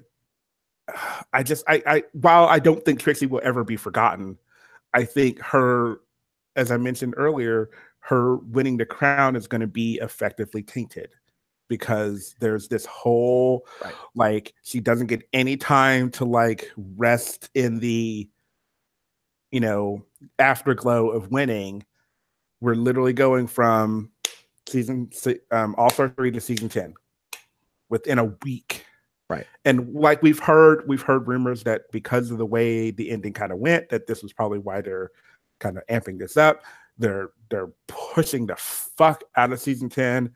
The fact that it's going to be 90 minutes and there's going to be new Untucked on VH1, it's yay, amazing. But like, what's going to happen? Like, what's up with Trixie? Like, no one, and Sasha. I mean, Sasha will get a little bit more time because we're just now starting season 10. But it's like, oh, okay, you won, yay, good for you. Yeah, back into the corner you go. I agree with you that, you know, it is a bit of a steamroll. Trixie doesn't get much time in the limelight. But I do not agree with what VH1 and WoW Presents have decided to do, but I understand it because they saw this coming. They knew how the end of the season plays out, and they predicted the shit raining that was going to come out of this. And so they had to figure out how to handle it, how to fix it. You know what I mean? Like how to process and how to deal with it. Unfortunately, none of them hired Olivia Pope, in my opinion. So, you know, it's like, come on. Like, yeah, you kind of had a scandal on your hands, but you didn't really do that well with it, in my opinion. It's crappy because even like, I don't know if you guys watched the pit stop with Alaska and Chad. I did this one. Yeah. So Chad's the first person in the Drag Race Hall of Fame. And then Alaska's second. Alaska has been leading these interviews all season long with previous queens from RuPaul's Drag Race. And the last one is with Chad, which I was like, oh, I'm like, well, that's pretty appropriate because this is the finale and they're talking about who is joining them. Even they talk about how they thought Shangela was like the one that did the best. And it's not meant to be insulting to Trixie, but it's one of those, like, it kind of has to be said. So I don't think they were prompted and scripted to have that conversation, but I'm glad that they did. And it's recorded and put out to the public for them to say, like, this is, we understand and recognize how it played out. However, we thought it would have gone a different way. I mean, but that was also kind of said about Bendela. Like, Adore Delano was the guest with Alaska for episode 6 of Pit Stop, where they talk about, and I thought that was very strategic because Adore left in her season of All Stars. And so I was like, oh, I see what they're doing. Like, they're crafting this very much. Just like I kind of think they planted Eureka O'Hara for the episode 7 because of the fat suit thing. And I'm like, that one I pick a bone with. I'm like, you're fucking too much with this whole production thing. But choosing Adore, I get it, you know, and they had a conversation about, you know, Ben choosing to leave and how she did it. And now we get Chad and Alaska, and they're both like, you know, they're happy for Trixie, but it's this weird kind of thing. And only time will kind of massage things and whatever. And I find it strange that they decided to just ram straight into season 10 so hard. Because maybe they did that because they knew they fucked up. Right. That's what I'm saying is I think that's part of why the steamroll experience is taking place, because they know how bad it is. They were just like, well, let's just move right into the next season because we have rabid fans and that's what they want. And I'm like, oh, I think you misjudged, because I'm going to be honest with the two of you. I am not really excited about season 10. I'm not. I'm too focused on 8 episodes of All Stars 3. And now we're immediately running straight into season 10. And while I can appreciate that people are all excited about like the new contestants, and in our COL like Drag Race Telegram chat, y'all is thirsty as motherfuck for one of the contestants. I get it, like, especially because I haven't watched anything yet from the new season. I've been trying to stay very focused on All Stars 3 to wrap it up. But I get it because I did see a little bit of some photographs of one contestant that came into the workroom, and I was like, oh, all right, I get it. I see why some people are like, you know, Wile E. Coyote tongue dragging on the ground, eyeballs and like drooling and shit. Thirsty bitches. But yeah, I don't know. Like, it's one of these things where I'm just like, damn, we're just like moving straight into the next thing. And it's just, it feels so unfair to Trixie, to Sasha, like just to so much of like, I'm like, there's a reason why shit gets spaced out. Like, yes, I realize that people get pissy and it might be like, 3, 4, 6 months or whatever till the next season, but there's a reason that works so well. If you bang things out so quickly back to back, the impact is gone. Like just a lot of stuff pays the price, the excitement, the interest. And because now I'm like, what, is there always going to be a drag race show on? Like literally as soon as season's 10, I'd get bored. Are we rolling into another drag race something or other? Because I sure as hell hope not, because then I'm really going to lose interest. I hate to say it. Yeah. So, and that's the other thing I'm concerned with as well, is this whole like, here we go. And like you said, you're not as excited about season 10. I know a lot of people are. I'm kind of in the middle. Like, yes, I'm looking forward to seeing this new batch of queens.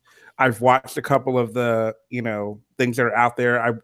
Jim and I, after the episode of All Stars, watched there's someone put together the all of the season 10 queens, like, intro videos that they do, like they always do Meet the Queen.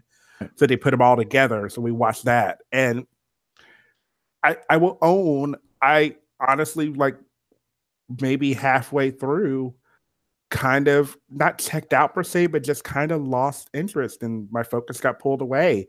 Not that I wasn't hating the girls, but I ended up critiquing looks and talking about, Jim and I were talking about their looks. I'm like, well, we like that. There's some girls that had these big ass fucking earrings. I was like, what the hell?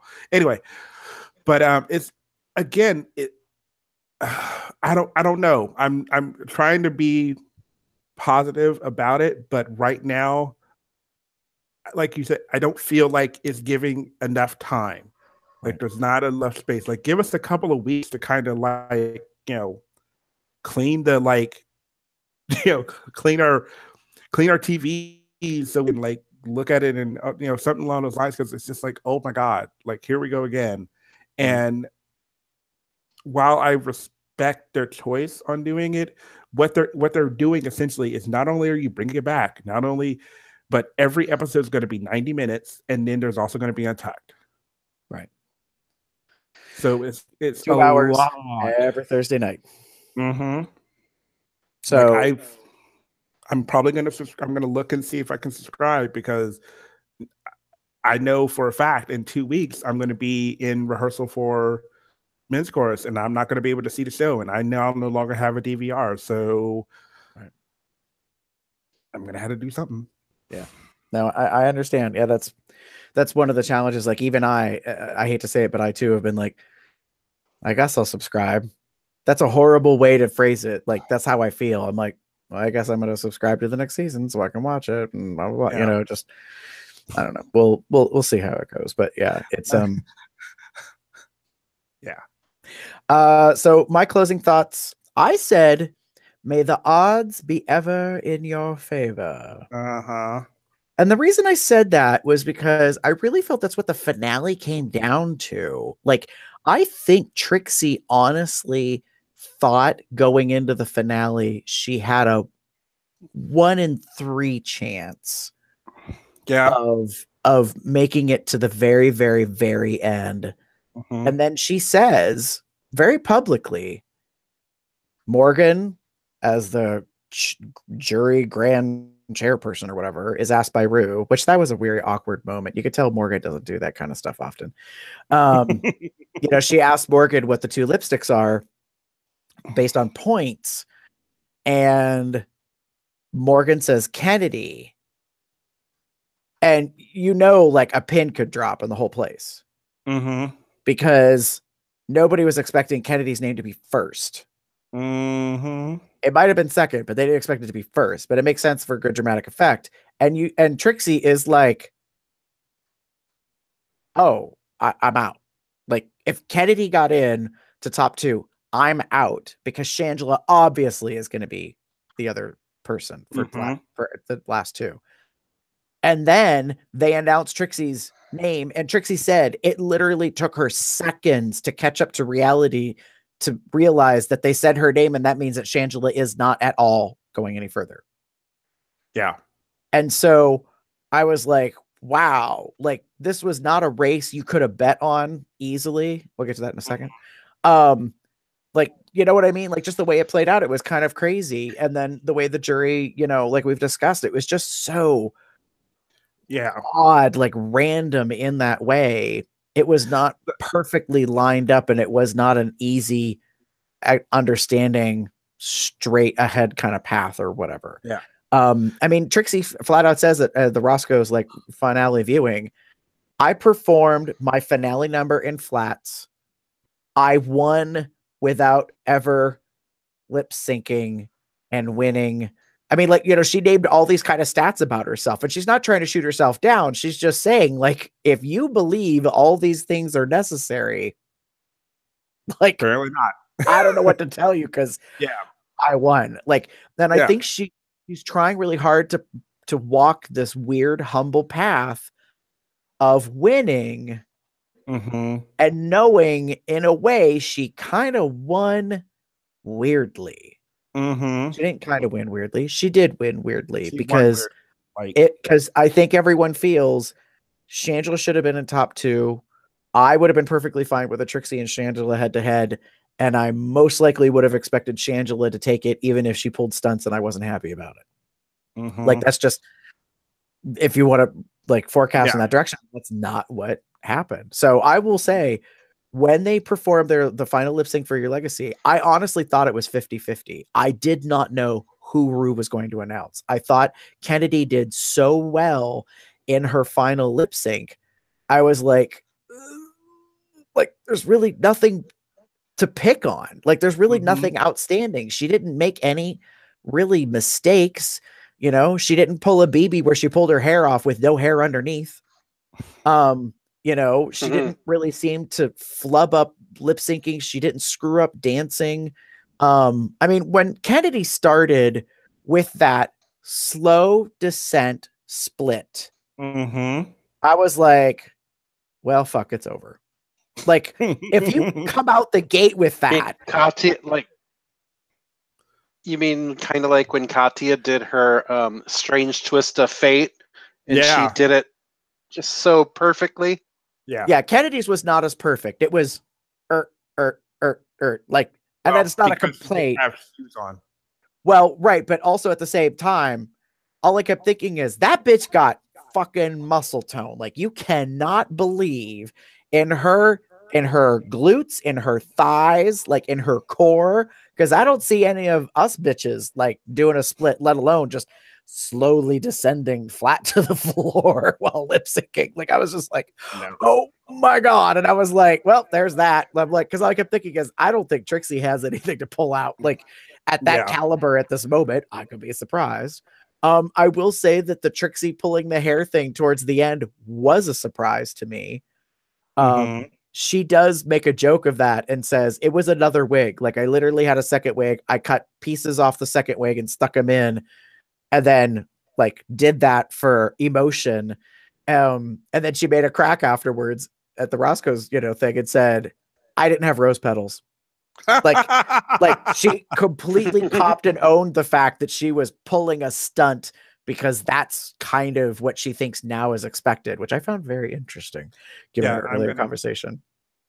God, I hope that's not the thing. No, I don't know. We'll see. But yeah, so may the odds be ever in your favor, because you just don't know. But I agree with you. I think the jury thing was a mistake. I think they realized, and hopefully, pray to God, learned a lesson. And they're either going to fix it and do it right next time, or they're not going to do that. Yeah, and they're going to go on to something else. The main issue for me was that, again, the milk strips ended up being point values. And we saw, everyone has seen the video probably that came out afterwards, that VH1 and whatever Wild Pacific put out there, where they tell you what happened. I don't know if they mentioned that in the episode. I'd have to look again to see in the episode. That is where one critical mistake I think got made, Damon, was All I kept thinking is that 4 seconds or 3 seconds of computer graphic should have been in the finale, because everyone would have understood better how the final 2 were decided. Not like, it actually would have been way more helpful if they showed that graphic and all the final selections, like all the non-continuing queens lipsticks. If they had shown all of that stuff, I think everyone would have backed the fuck off as soon as the episode was done and not like, freak the fuck out. Well, I think I'm fine with them not necessarily choosing showing the lipstick being pulled for the dramatic effect or whatever. I would have, like, I agree with you. I think they should have at least put the first pick is 2 points, the first pick is 1 point, and put that in there just so that somewhere it's mentioned in the episode, so that people can now kind of figure out, okay, well, there's some kind of point value based on it. Therefore, that's why certain people did what they did, you know. And I appreciated them showing the video after the fact, but I would have liked a little bit more foreknowledge. Again, foreknowledge is always better than some of this after stuff, especially when it comes to a competition like this. They could have said, yes, the jury is picking lipsticks. However, this is what the first choice means. This is what the second choice means. And then let the jury pick their lipsticks. And then you now know the first lipstick is going to be 2. The first lipstick is going to be 1. You don't know who is what, but now you then get a better understanding of just how well it went. Because if you look at the video, Kinley was the forerunner probably right till like near the end, till like midway. Right. I think it was Milk or can't remember. Someone, it was one of the ones in who middle where it kind of changed. It started going. So yeah. Right. And it's bad because in the actual episode, you don't know how many votes Shangela got. And then right after the finale airs, within the next 24 hours, they put that video out online explaining the 2 points, the 1 point, and here's how everybody voted. And that's when you find out Shangela got 1 vote. And I was like, wow, like that's crippling to discover that you had no chance. Like it becomes so abundantly clear why Kennedy and Trixie were the top 2, because BB wasn't given much of a chance and Shangela was given no chance. Like that's it's so weird. But I agree with you, Chester. I think that video of Chi-Chi at the bar performing and speaking on the microphone is so not damning. It's so like whistleblowing in a weird way to say, I did not know so much of what I know from now watching the show. Like, I feel like a dumbass. This isn't what Chi-Chi said, but this is my interpretation. Her reaction basically is like, I fucked up. She's smacking her microphone on her forehead. She's like, girl, I'm like this. Right. Like she thinks she screwed Shangela out of her spot. But the truth is, even with Chi-Chi voting differently, it wouldn't have changed things that dramatically. But that's why I said, but you have to take into consideration all the other people too. Probably would have, you know, we'll never know. But there's a good chance that they may have voted differently. Right. And that's what I was saying in the Telegram group is this really does change the viewpoint, because potentially the other queens could, you know, also be in the same camp of, had I known, I would have chose differently. So yeah, I don't know. We'll see how it goes. I mean, in a weird way, there's a part of me that's like, well, we asked for this. Like, we begged and screamed and hollered and threw temper tantrums and campaigned online to have All Stars season 2. Like, it was rumored, and every time Rue spoke publicly and Michelle did, it was like, we want All Stars. So we got All Stars 2, and everybody was like happy. And then we get to the finale, and Alaska freaks out, and everybody else freaks out because Alaska freaks out, and then the whole snake campaign comes about, and people are pissed, and there's this whole $10,000 payoff thing, and blah blah blah. You know, all this shit happens. Hey, pal. Right, and then we get the finale and everybody calms down, and most people have seemed to have like chilled the fuck out about Alaska getting into the Hall of Fame. And then we move on and we have season 9. And then all of a sudden we're back into another All-Stars, which I was so surprised because I was like, you know, it would be good if you'd wait every 3-4 fucking seasons for an All-Star and create a pattern so we could be used to like, you know, how it's going to work. But no, you know, there's just so much, you know, that is so weird about the way things played out. And there's other things like, I think it's Trixie says in that video that they actually, I think Willem kind of spills a little tea because that's what Willem's used to doing. That 7 queens turned down coming back to All-Stars. So if that's true, that's even more damning against the show and its legacy and some other things that like the 10 that we got were a mix because of others not agreeing or deciding to come back. And like, I'm not trying to like be shady about it, but I'm just like, it's so complex, this entire thing. And now we're moving on to season 10. I'm like, you know, for a little show that started as like kind of a thing, it's turned into a whole industry and all this other stuff, you know. And I love the fact that Trixie, a lot of the queens now are very much speaking publicly about when they perform at venues, they're like, support your local queens. Like Trixie flat out says in that video from Roscoe, she's like, 5 years ago, you could have seen Kimchi, Shay, and myself for a total of $5 cover at a bar. None of us had been on Drag Race yet. So you just don't know who your local queens are and how talented they are. You've got to support them. You've got to give them a chance. And a lot of these queens are very much like kind of pushing on that because like the Lady Bunny thing that I watched recently where she got interviewed, she flat out said, there's drag queens and then there's RuPaul drag queens and they are not the same thing. And it's not to be shady. She's just like, being on the show is one thing, but being a local queen, being a queen who works circuits that does not go on that show is a total other thing. So be aware that not all drag queens are equal and not all drag queens are the only ones that are on RuPaul's Drag Race. Yeah.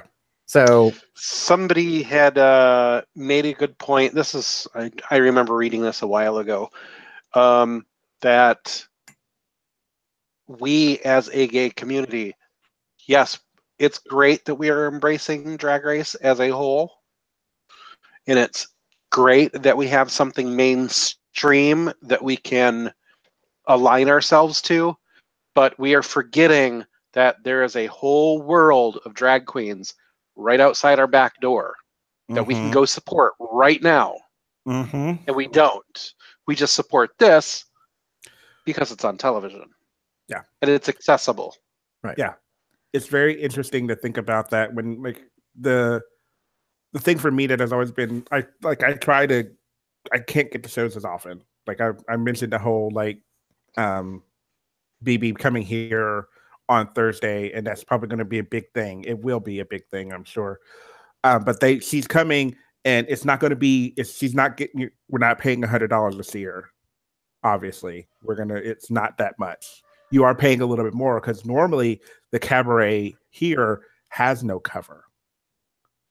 So all you do, granted, if you want a seat, you probably need to reserve it, and that you do have to pay for. But you can go see us. You could probably go see some really awesome queens without even having to pay a cover at all. Right. And that's one of the things that, you know, I mean, I know that all three of us have, you know, certain kind of tastes and quality and expectations. And we've talked openly about like, you go and you see a queen who's not a RuPaul queen or even a RuPaul queen, you have a certain expectation. And it's kind of like, girl, you busted. Like, no, that's not, you know, like there's aesthetic, there's art, and then there's just no. You know, and so that's kind of, you know, an unfortunate circumstance that, you know, we've got this going on. But I'm curious to see how things develop, especially, you know, in the years to come and with the new season that's starting up. And I'll probably watch it live on Thursday night in 2 nights. But I say it with a sigh because I'm not excited about it. But who knows? Maybe the first episode will really excite me because, I mean, Christina Aguilera is on, and I do like her. So at least there's one person that will draw my interest enough to pay attention to. That said, we are ready to wrap up the show. I have a thing in here about Fantasy League. Damon, I think you were the only one that was kind of doing it. Yeah, out of us. Certainly. Let me check really quickly just to be. Yeah, I would be curious how many people's fantasy leagues got fucked over because of Ben de la Creme. Oh, mine did. I think I know a lot of people that it did affect. Very openly said, I got screwed. Like, well, there went that. You know, yeah. So my total was 2,762 points. My overall rank was 7,891 or 90. Yeah, 91 or 91st. Yeah. So, but I got 419 points for this last episode, which is kind of cool. I think that's the most I've ever gotten. Okay. Well, I'll be curious to see if they continue the fantasy league for season 10 or not.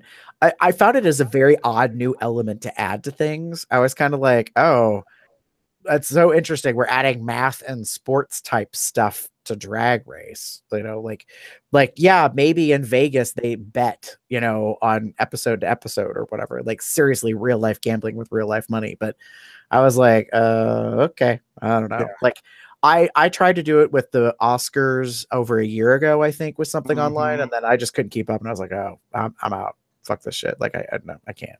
Just it's not in me to do that. So that being said, we're going to wrap up the show. If you want to get in touch with us, there's plenty of ways to do it. You can go to our website, which is cubsoutloud.com, obviously. You can send us an email at cubsoutloud@gmail.com. You could also leave us a voice message, and we would play it on the show, or you can call us to do that. It's 361-COL Talk. That's 361-265-8255. Obviously, for social media, you can find us by typing in Cubs Out Loud, all as one word. That could be done at Facebook, Twitter, Google+, all that jazz. So since we talked a lot about it tonight, COL Drag Race has its own group on Telegram. So you can join us for chatting at tinyurl.com/telegram- or hyphen COLDR. COLDR in caps. And then you'll be able to join us over there. Probably continuing on in season 10. What we tend to do is when the episode airs, everybody does a check-in on when they've seen the episode, so we don't try to spoil it for ourselves within our little group. So we're a very happy family that way. Over on bearunderground.net, you could say hello over there and follow things that we post for COL there. Of course, you can go to iTunes and you could rate us if you want to. You can also go to Stitcher Radio and give us a thumbs up. And in case you hadn't heard, we have this thing called a merch store on Zazzle.com. And you could buy some COL swag over there. And coming soon, maybe, you might see something that kind of looks like this a little bit that I'm wearing. Look at you!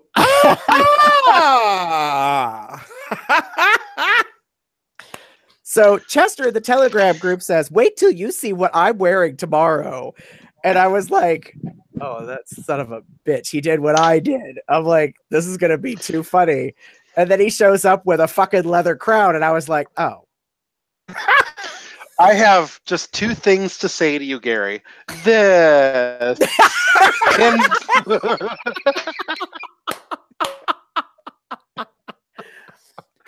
All three of All Stars Log, all of AS3. Every time we do a show, I was like, damn it, I need a drag race shirt. I have no drag shirts. Honestly, I have no drag merch for anybody. So I don't have a single shirt or a hat or nothing from any of the queens, not even Bianca Del Rio when I saw her on her one tour.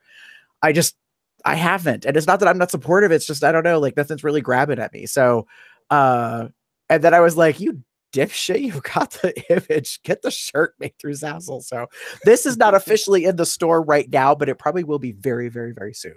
Wait. I have a question. Is this why you would ask me for a better high resolution version of that logo that I created? No, that was for the Telegram thing. That was okay back when we started the Telegram group. But I've had it, and then I think Jeff actually asked for this. So, so this one is yeah. So it's pink fill-in, and it's got the crown.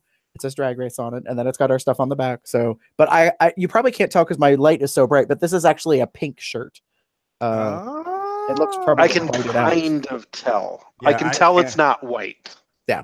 So it's actually pink.